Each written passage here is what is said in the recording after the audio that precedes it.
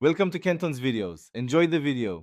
In this video, I will show how to replace the radiator on a 2002 Ford Taurus.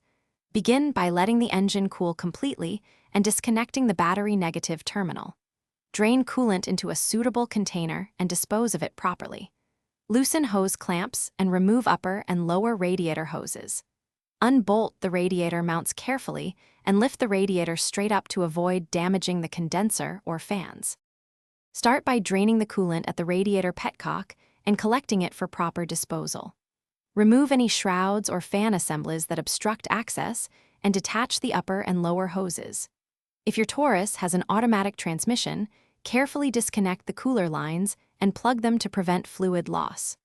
Unbolt the radiator mounting brackets, lift the radiator straight up, and set it aside on a clean surface to avoid bending fins.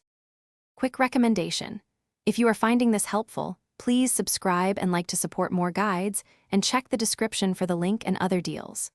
On another note, upgrade your clean game with the Shark AI Ultra Robot Vacuum. Voice control and smart mapping make after-repair cleanups effortless, and it even navigates around garage tools. Consider it a little treat after a hard day's wrenching, and check the description for deals. Now let's get back to the video. Place the new radiator into the mount, making sure all tabs and hose connections align correctly.